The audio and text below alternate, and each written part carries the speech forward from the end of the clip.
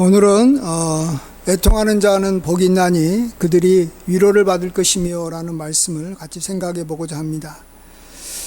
우리들은 보통 이 애통하는 것은 별로 싫어하고 웃는 것을 참 선호하고 좋아합니다. 그래서 사람들은 이 웃으면 복이 온다라는 말을 자주 합니다. 하지만 오늘 본문에서는 하나님이 반대로 이야기하십니다. 애통하는 자가 복이 있다라는 것입니다. 그러면 우리가 웃어야 됩니까? 울어야 됩니까? 예. 사람들은 단순하게 웃으면 좋다라는 생각을 하지만 그것도 맞는 말이겠죠. 그렇지만 하나님은 우리가 생각하지 못하는 울면 좋은 일도 있다라는 것을 오늘 우리에게 말씀해 주신다고 생각합니다. 전도서에도 이 범사에 기한이 있고 또 천하만사가 다 때가 있는데 우리가 울 때가 있고 또 웃을 때가 있으며 또 이 슬퍼할 때가 있고 춤출 때가 있다라고 말해주고 있습니다. 그러니까 우리는 웃어야 될 때 웃어야 됩니다. 그리고 울어야 될 때 울어야 되는 거죠.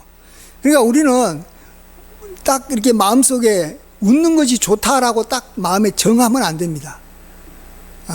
웃어야 될 때 그때 웃는 것이 좋은 것이고 우리가 울어야 될 때가 오면은 울어야지만이 좋은 거예요. 근데 이게 순서를 바꿔가지고 반대로 울어야 될 때 웃어버린다든지 웃어야 될 때 울어버리게 되면 인생이 꼬이게 되고 우리가 복 없는 사람으로 우리가 살아가게 되는 것입니다. 대체적으로 이제 성경에서는 우리가 항상 기뻐하라 이렇게 말씀하시고 또 여호와를 기뻐하라 이렇게 말씀하시는 것은 우리의 마음이 이제 우리도 모르게 자꾸 이렇게 처지기 때문에 그런 것 같습니다. 마치 우리가 이 자세를 이렇게 의도적으로 꼿꼿하게 하려고 하지 않으면 자기도 모르게 허리가 이렇게 구부러지고 이렇게 자세가 나빠지잖아요. 그러니까 의도적으로 한 번쯤은 어깨를 펴고 이렇게 자세를 바르게 해야 되듯이 우리의 마음도 가만히 놔두면 자꾸 우울해지는 거예요. 우리 마음에 이렇게 자꾸 이렇게 힘이 없어지고 그런 겁니다. 그래서 요즘에 사람들이 마음의 감기라고 해서 너무 쉽게 자주 걸리는 병 중에 하나가 이 우울증인 것이죠. 그래서 우리가 우울증에 벗어나기 위해서라도 우리는 정말 적극적으로 감사하고 또 하나님 앞에서 우리가 받은 은혜를 생각하고 우리가 기뻐하고 또 이런 노력을 해야 됩니다. 하지만 또 우리가 울 줄도 알아야 된다라고 하나님은 분명히 말씀하고 있습니다. 오늘 마태복음 8복과 아주 비슷한 말씀이 누가복음 6장에 나오는데 이렇게 말씀하십니다. 지금 줄인 자는 복이 있나니 너희가 배부를 것이며 지금 우는 자는 복이 있나니 너희가 웃을 것이며 그러나 화 있을진저 너희 부유한 자여 너희는 너희 위로를 이미 받았도다. 화 있을진저 너희 지금 배부른 자여 너희는 줄이리로다. 화 있을진저 지금 웃는 자여 너희가 애통하며 울리로다. 여기 보시면 아주 정반대 이야기를 계속 이야기합니다. 이게 아주 팔복에 사실은 8가지를 한마디로 요약한 것을 말하고 있기도 합니다. 그러니까 누가복음에서는 그냥 한 문장으로 이야기를 해버리는 거예요. 팔복을. 그게 뭐냐 그러면 너희가 지금 줄이고 있느냐? 그러면 너가 조금 있다가 배부를 것이다. 너가 지금 배부르냐? 좀 있으면 줄일 것이다. 너가 지금 울고 있느냐? 너희는 곧 웃을 것이다. 너가 많이 웃고 있느냐? 곧 너희가 울 것이다 라는 겁니다. 이것을 그냥 단순한 이야기가 아닙니다. 이것은 하나님께서 정하신 원칙이고 하나님께서 일하시는 방식입니다. 이걸 어렵게 생각하면 안 되고요. 쉽게 생각해서 지금 여름에 지금 우리가 우리 교회도 여기만 냉방기를 이렇게 돌리고 있는데 언제 이 냉방기를 더 세게 돌립니까? 찬바람이 더 세게 나오게 합니까? 이 실내 온도가 너무 높으면 이 실내 온도가 적정 온도보다도 더 여기 설정한 온도보다도 더 높으면 그걸 낮추기 위해서 이렇게 냉방이 찬바람이 나옵니다. 그렇지만은 너무 이 실내 온도가 낮아져서 너무 추우면 냉방기를 돌리지 않아서 다시 이 뜨거운 여름에 그냥 가만히 놔두면 온도가 올라갑니다. 그래서 사람이 살기에 가장 쾌적한 온도를 우리가 만들어 갑니다. 이건 아주 자연스러운 것이지 않습니까? 너무 더우면 춥게 하고 너무 추우면 덥게 하는 거예요. 바로 이거예요. 사람이 지금 울고 있냐? 그러면 웃어야죠. 웃게 만드는 것이고, 웃고 있으면 울게 만들어야 됩니다. 이게 무슨 원리입니까? 하나님께서는 다른 걸 가지고 이 세상에 또 우리 자신을 이렇게 이 생사화복을 주관하시는 게 아니라 우리의 마음 상태를 보시는 거예요. 마음 상태. 그래서 마음 상태가 너무 처져 있으면 하나님께서는 그 마음을 다시 회복시키기 위해서 일하십니다. 그게 좋은 것을 주십니다. 그래서 다시 이렇게 살아나고 회복하게 하나님께서는 역사하신다라는 거예요. 반면에 우리 마음이 너무 높아져 가지고 너무 교만해져 있다. 그럼 하나님께서 그의 마음을 낮추시기 위해서 우리에게 찬바람을 보내주시고 우리에게 고통이 임하게 하고 우리가 어려움을 당하게 하는 것입니다. 그래서 우리 마음이 이 적정하게 너무 높지도 않고 너무 낮지도 않게 적정한 우리의 마음의 상태를 유지하게 하는 것입니다. 그래서 잠언에 무릇 지킬 만한 것들 중에 더욱 내 마음을 지키라. 이는 생명의 근원이 이에서 납니다라고 말씀하시지 않습니까? 우리 마음을 우리가 지켜야 되는데 우리가 마음을 지키기가 힘들어요. 그래서 하나님께서도 우리 마음을 지키도록 도와주시겠다라는 거예요. 그래서 우리 마음을 지키도록 도와주시는 것이 바로 뭐냐 그러면 생사화복이에요. 우리를 죽이기도 하고 살리기도 하고 복을 주시기도 하고 우리에게 화를 끼치기도 하는 걸 통해서 하나님께서 우리의 마음을 잘 이렇게 지킬 수 있도록 해주십니다. 그러면 하나님께서 우리의 마음을 지키도록 일하는 것만큼 우리도 또한 하나님께서 역사하시는 것을 생각하면서 우리도 나름대로 우리의 마음을 지키려고 노력해야 되는 것입니다. 자, 이럴 때 여러분 자기 마음이 낮아지도록 하는 것이 낮아지는 방향으로 우리가 계속 가는 게 좋겠어요? 아니면 우리의 마음을 계속 높이는 방향으로 가는 게 좋겠어요? 여기서는 답이 정해졌어요. 우리가 여기 실내 온도는 적정한 수준을 유지하는 것이 답이지만 성경에서 하나님께서 우리에게 주시는 그 마음의 상태를 유지하는 것의 답은 뭐냐 그러면 낮추는 방향으로 계속 가게 하는 것이 그게 정답이에요. 왜냐하면 낮추는 방향으로 계속 가면 하나님께서 우리 마음이 계속 낮아지니까 우리를 불쌍히 여겨서 계속 올려주는 거예요. 계속 우리 마음을 올려주는 거예요. 예. 그러면은 우리는 그걸 보고 내가 평안하다, 내가 형통하다, 내가 일이 풀린다 이렇게 우리는 고백하면서 살 수 있기 때문에 그런 것입니다. 그것과 연관해 가지고 전도서 말씀도 이야기하고 있어서 하나 말씀드리면 전도서 7장에 이런 말씀이 있습니다. 초상집에 가는 것이 잔치집에 가는 것보다 나으니 모든 사람의 끝이 이와 같이 됨이라. 산자는 이것을 그의 마음에 둘지어다. 슬픔이 웃음보다 나음은, 여기 중요한 건 슬픔이 웃음보다 나음은 얼굴에 근심하는 것이 마음에 유익하기 때문이다 이렇게 말합니다. 마음에 근심하는 것이 자기의 마음에 유익하다라는 거예요. 얼굴에 근심이 있는 것이 마음에는 유익하다라는 거예요. 그래서 지혜자의 마음은 초상집에 있으되 우매자의 마음은 혼인집에 있느니라 이렇게 말씀하고 있습니다. 우리는 하나님께서 지금 살아계신 것과 우리를 위해서 우리의 마음을 하나님께서 정확하게 보고 계시는 것과 또 우리의 마음 상태를 하나님께서 계속 관리하시는 일을 하나님께서는 전지전능한 능력으로 하고 계신다는 사실을 우리는 잘 알아야 됩니다. 하나님은 일하고 계세요. 무슨 일을 하고 있다고요? 온도 조절하는 일을 하고 있듯이 우리 마음 조절하는 일을 하나님께서는 계속 하고 계시는 거예요. 그래서 우리가 지금 나는 요즘에 그냥 계속해서 막 일이 안 풀리고 이상하게 막 꼬이고 참 뭔가 계속 어렵다 그러면 하나님께서 내 마음을 지금 이렇게 낮추시고 계시는구나 이렇게 빨리 알아야 됩니다. 그러면 내가 이제는 내 마음을 낮추는 쪽으로 가야 돼요.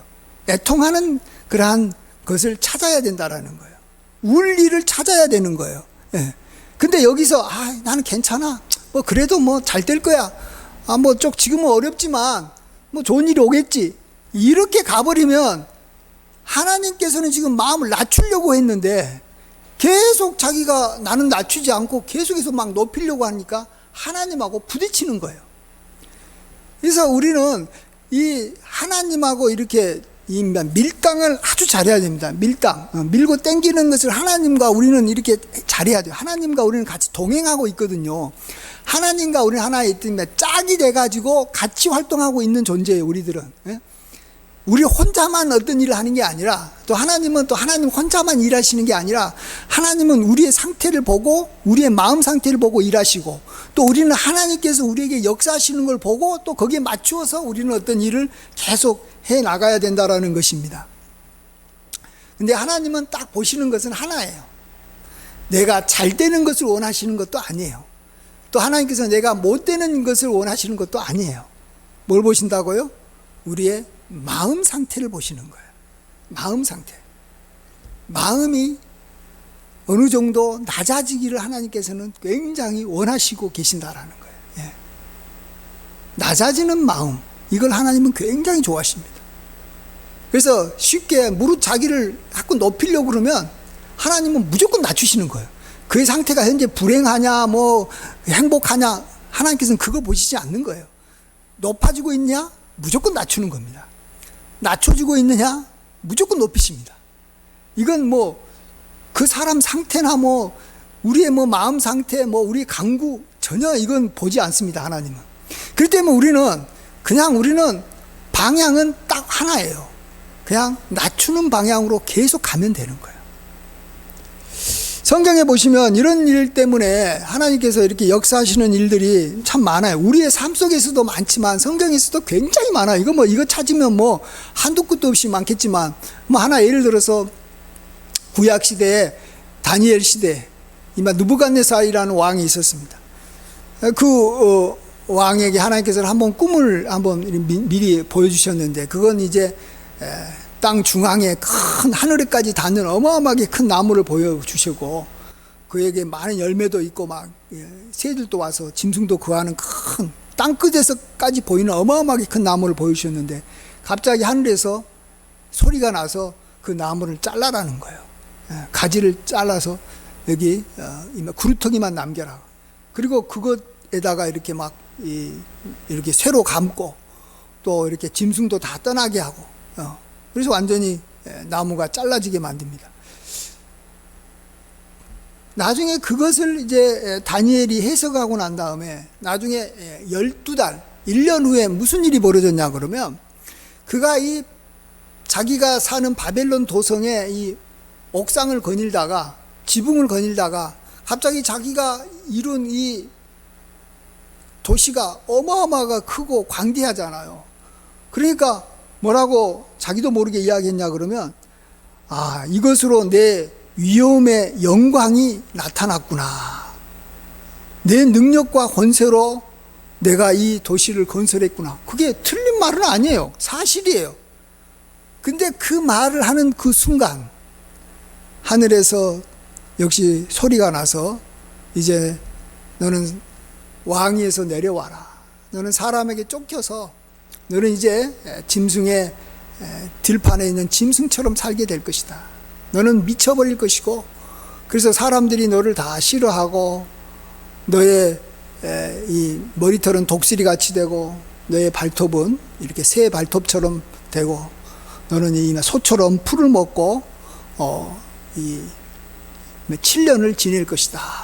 그리고 7년이 지나면 내가 다시 회복시켜 주겠다라고 하나님 말씀하십니다. 왜 그렇습니까?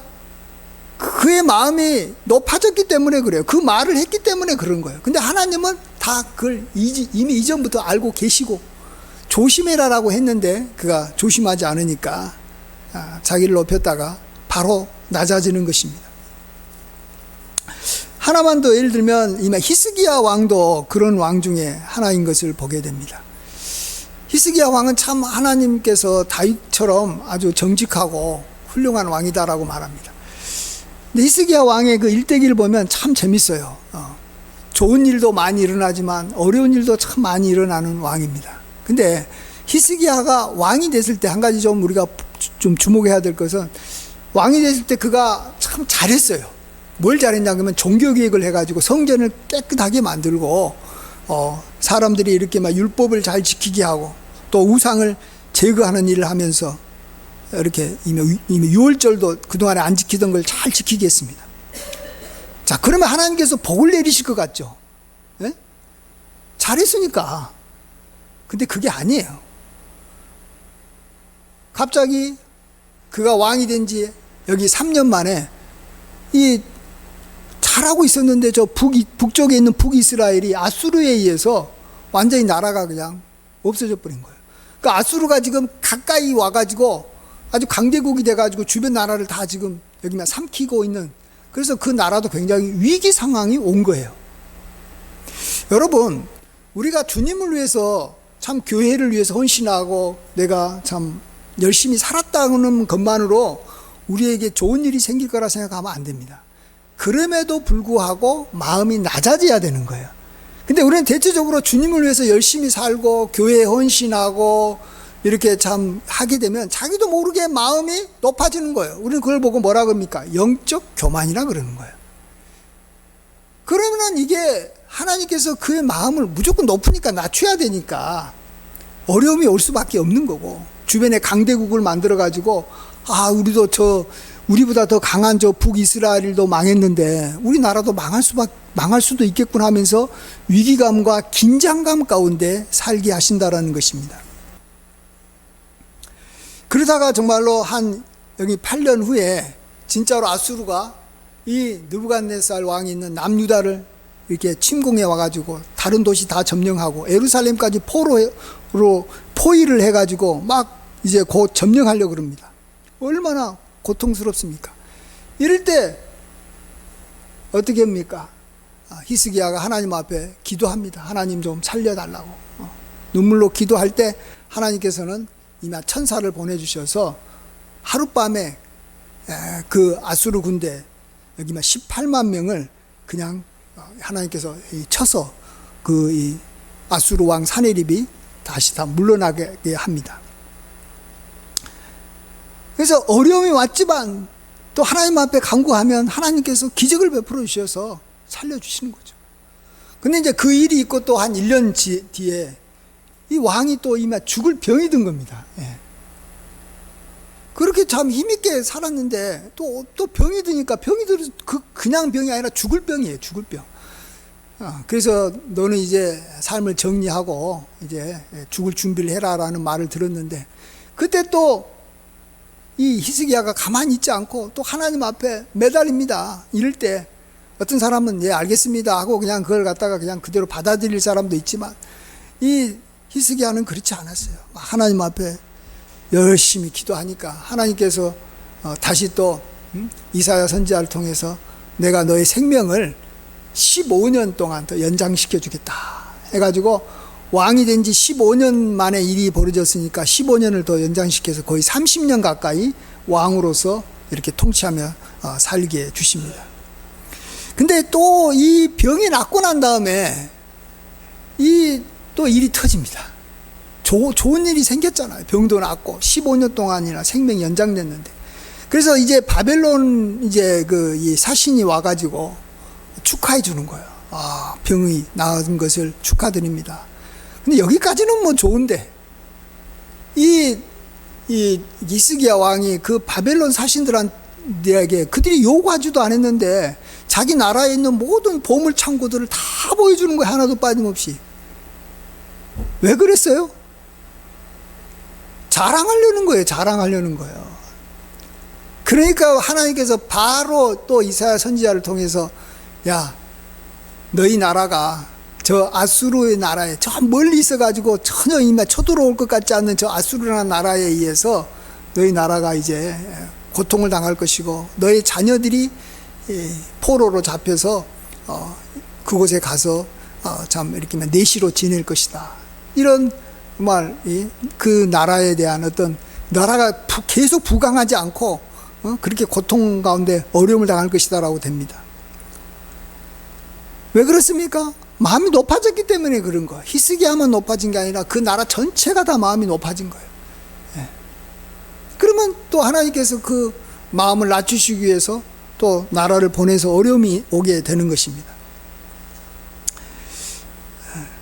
그렇습니다. 그래서 우리는 어떻게 하는 것이 나에게 어려움이 오지 않고 내 삶이 잘 평안하고 내 항상 잘 될 것인가, 우리가 이것에 대해서 생각해 봐야 됩니다. 그러니까 원리가 굉장히 간단하기 때문에 답도 굉장히 간단해요.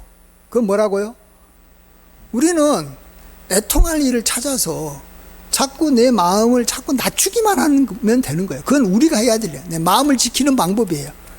그러면 하나님께서는 자동적으로 그의 마음을 다시 세워줘야 되니까, 마음이 너무 이렇게 처지면 안 되니까, 낮아지면 안 되니까 마음을 높이기 위해서 계속 그를 밀어주고 축복해주고 잘되게 해주고 그러는 거예요. 예. 단순하죠. 그래서 오늘 팔복에서 그러는 거예요.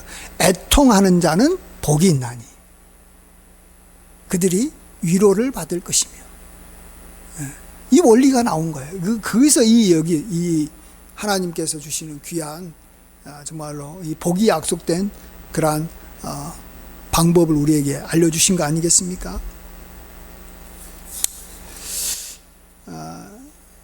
우리는 이 여러 죄 중에서 죄라고 전혀 생각하지 않으면서 너무 쉽게 짓는 죄가 하나 있습니다. 그것 때문에 우리가 망하고 고통을 당하는데도 그걸 깨닫지 못하는 경우가 하나 있는데, 그게 뭔지 아세요? 자랑하는 겁니다. 어떤 사람도 자랑을 죄라고 여기는 일이 거의 없어요. 근데 우리가 잘 아는 대로 고린도전서 13장에 보시면 사랑의 15가지 덕목 중에 분명히 언급된 게, 사랑은 자랑하지 아니하며, 이렇게 말합니다. 자랑하면 그 사람은 사랑이 없는 거예요. 또 하나, 로마서 1장에는 죄의 목록 21가지가 나옵니다. 죄가 21가지가 나오는데, 예를 들어 이런 거예요. 불의하는 것, 추악, 탐욕, 악의가 가득한 자, 시기, 살인, 분쟁, 사기, 악독이 가득한 자. 근데 거기에 딱 들어간 게 자랑하는 자예요. 살인, 시기, 악독 하고 같은 급이 뭐라고요? 자랑하는 거예요. 근데 이게 왜 문제가 된다고요? 왜 그게 죄냐고요? 남한테 해를 끼치는 것도 아닌데. 근데 하나님이 가장 중시하고 있는 자기의 마음을 스스로 자기가 높여버리는 일을 하기 때문에 그러는 거예요. 이건 다른 사람한테 해를 끼치는 것도 없고 자기가 봐서는 문제가 되는 거 아니지만 하나님이 싫어하는 거예요. 하나님이 싫어하는, 하나님의 취향에 안 맞는 거예요. 한마디로 말하면 하나님의 성향이 그러는 거예요. 우리가 하나님의 성향은, 독특한 성향 중에 하나가 우리 자신의 마음을 높여버리면 하나님께서는 절대 가만히 두지 않는 거예요. 그러니까 자기가 걸려버리는 거예요. 하나님의 올무에 걸려버리는 거예요. 근데 다른 사람들은 그거 가지고 문제 삼지도 않고, 나도 그걸 가지고 그렇게 문제 삼지도 않아요.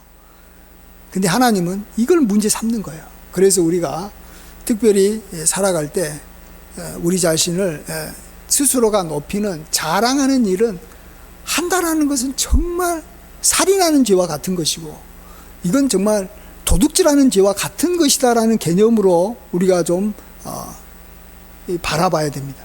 그러면서 이제 우리가 반대가 뭡니까?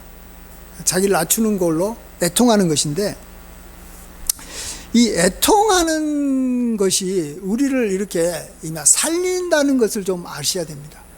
정말로 우리를 이 생사화복을 주관하신 하나님께서 애통하는 자를 살려요. 하나 예를 들어서 에스겔서에 보면 우리가 살고 죽는 기준이 우는 것에 있다라는 걸 하나 보여주는 말씀이 있는데, 에스겔이 이제 바벨론 포로로 이제 끌려가가지고 바벨론에 살고 있는데, 하나님께서 그를 이렇게 하늘로 올려가지고 예루살렘 성으로 이렇게 데려와가지고 예루살렘 성에서 있는 일을 보여줍니다. 근데 그때 무슨 일이 벌어지냐고 하면, 거기서 그 예루살렘 성전에서 사람들이 우상숭배를 하고 있는 거예요. 태양신을 섬기고, 그곳에서 아주 정말 이 우상에게 분향을 하고 그러는 거예요. 하나님께서 그러니까 어떻게 하겠어요? 이제 심판하셔야 되겠죠. 그래서 하나님께서 이 무기를 가진 6명을 이렇게 보여주는데, 그 중에 한 사람은 무기를 갖고 있는 게 아니라 손에 이 먹을 갖고 있는 거예요. 이 붓을 들고 먹을 갖고 있는 서기관과 같은 사람한테 말하기를, 너는 예루살렘에 두루 다니면서 이러한 모습을 보고 애통하는 사람이 있으면 그 이마에다가 표를 이렇게 표시를 붙여라는 거예요. 표시를 붙여라는 거예요. 그래서 그가 다니면서 우는 사람만 찾아가지고 이마에다가 표식을 다 했어요. 그러니까 하나님께서 무기를 가지고 있는 그러한 사람에게 명령해서 이마에 표식이 없는 자는 늙은이부터 어린아이까지 누구나 막론하고 다 죽여라고 하나님께서는 말하십니다. 사는 길이 있어요. 죽는 길이 있어요. 그게 뭐라고요? 정말로 사람들이 우상 섬기고 우상 섬기고 하나님을 떠날 때 울면 내가 사는 것이고, 그냥 그걸 그냥 뭐 그럴 수도 있지 뭐, 나는 내 마음 편안하고 기쁘게 살아야지 하면서 신경도 안 쓴 사람은 죽는 거예요. 하나님께서는 생사화복을 가지시고 그걸 갖다가 이렇게 늘 통해서 이렇게 일하시고 계시는 거예요. 오늘 사도 바울은, 오늘 본문 보시면 사도 바울이 자기가 여러 번 죽을 뻔했다라는 말이 나옵니다. 오늘 좀 그 본문 때문에 오늘 좀 봤는데, 내가 옥에 갇히기도 수없이 하고 매도 많이 맞고 여러 번 죽을 뻔하였는데 사도 바울이 안 죽었어요.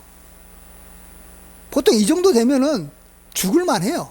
뭐 40에 하나를 감한 매를 5번이나 맞고 3번이나 채찍을 맞고 1번 돌로 맞고 3번이나 배가 파선하고, 그래서 일주일간을 깊은 바다에서 지냈고, 여행하면서 강도의 위험과 동족의 위험과 이방인의 위험과 시내의 위험과 광야의 위험과 바다의 위험과 거짓 형제의 위험, 어떤 경우는 막 형제들이 그를 죽이려고 한 40여 명이 그냥 그를 죽이기 전에는 내가 먹지도 않겠다고 하면서 그를 암살하려고 막 달려들기도 했습니다.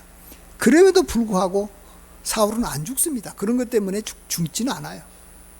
왜 그런지 아세요?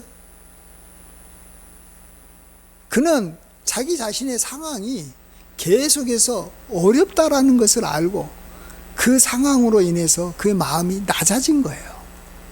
여러분, 자기 자신에게 사실은 어려움이 오고 고통이 오고 이런 강도의 위험과 또 바다의 위험과 동족의 위험이 오면 어렵게는 삽니다.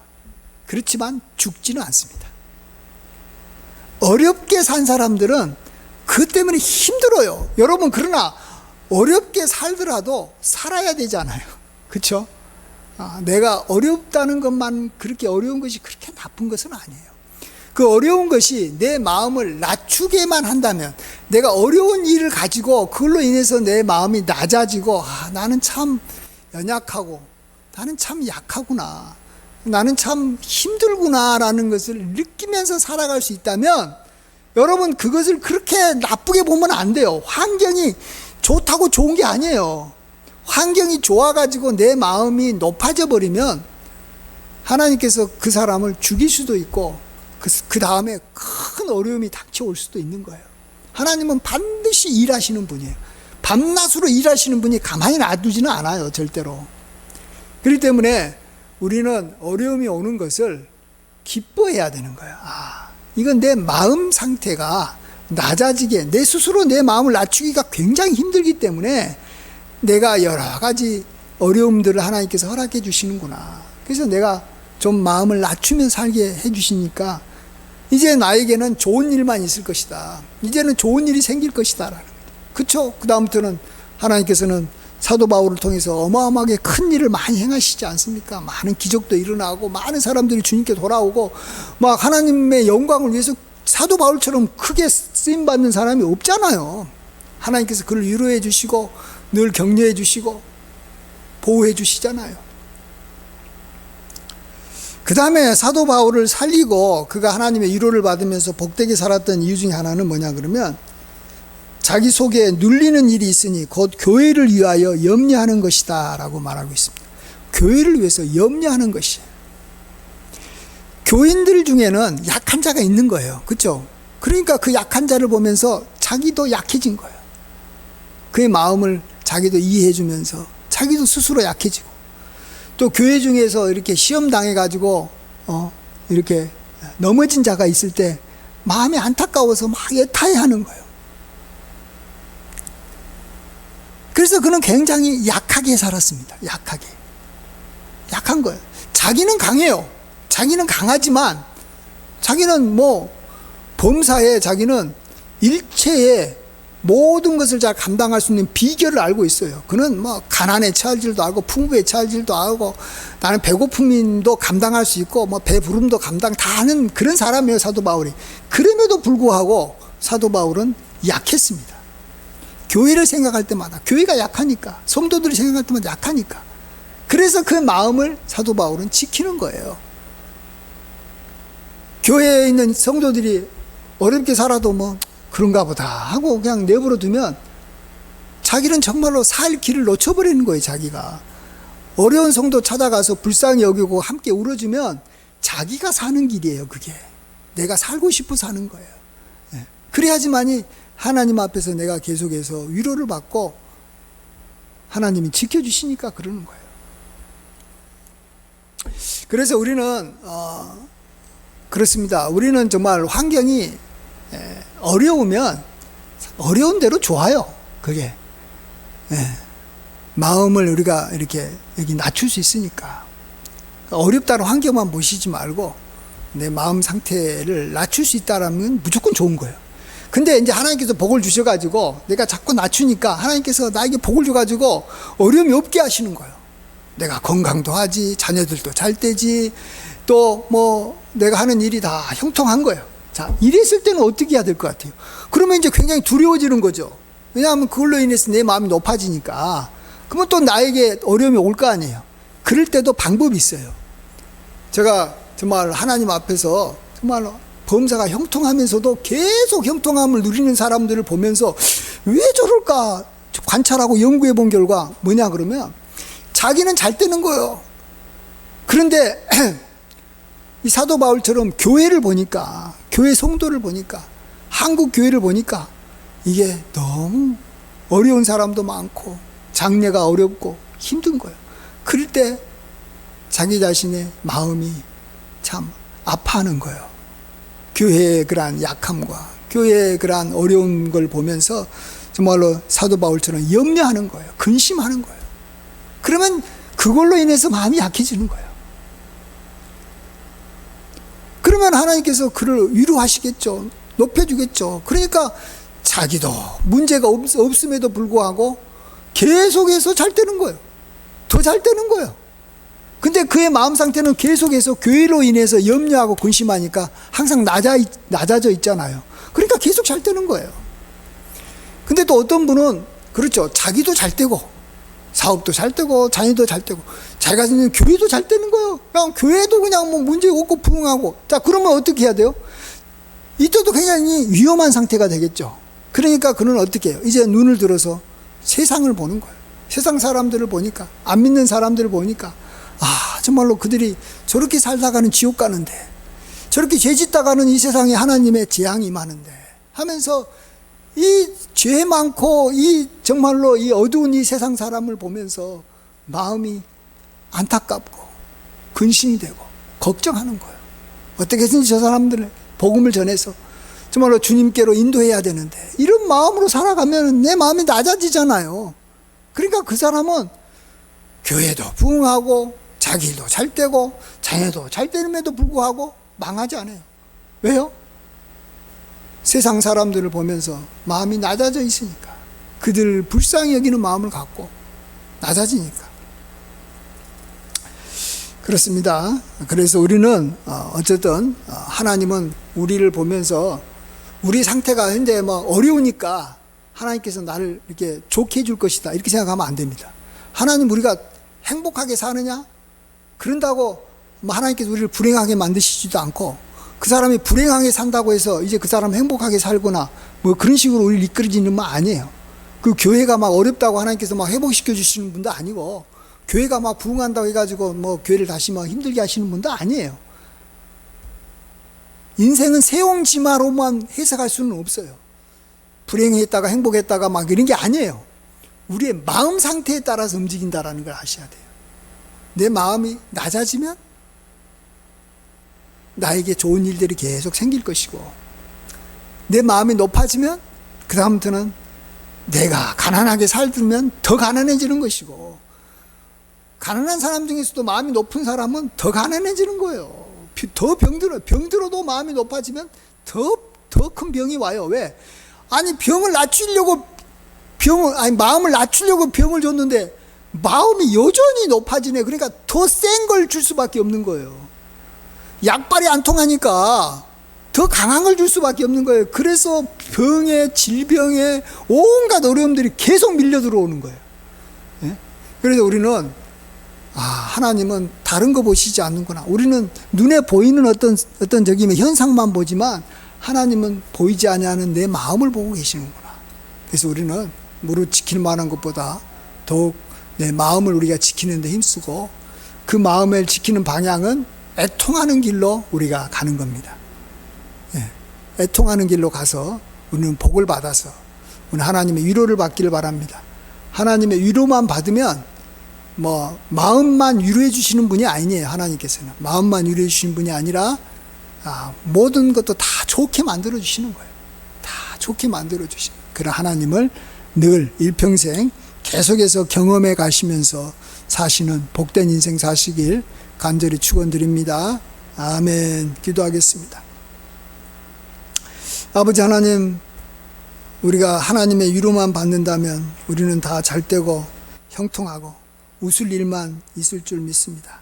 그러기에 우리가 우리의 마음을 항상 낮추기 위해서 우리 자신이 애통하는 일을 열심히 하게 하여 주시옵소서. 내가 우는 길로 가는 것이 참으로 복된 길이라는 것을 알게 하여 주시옵소서. 주여, 우리로 하여금 자랑하는 그러한 죄를 짓지 않게 하여 주시옵소서. 아버지 하나님, 우리가 형통할지라도 교회가 어렵고 나라가 어려우면 그걸로 인해서 우리 마음이 애통해 할 줄 알게 하여 주시옵소서. 특별히 우리가 잘되고 형통할 때 조심하게 도와주시고, 반대로 우리가 힘들고 어려울 때 아버지 하나님, 그것을 그대로 받아들여 애통하는 기회로 삼는 지혜를 주시옵소서. 그래서 우리의 인생이 항상 하나님의 위로와 형통함과 한없는 복을 받으며 살게 하여 주실 줄 믿습니다. 감사드리옵고 예수님의 귀하신 이름으로 기도하옵나이다. 아멘.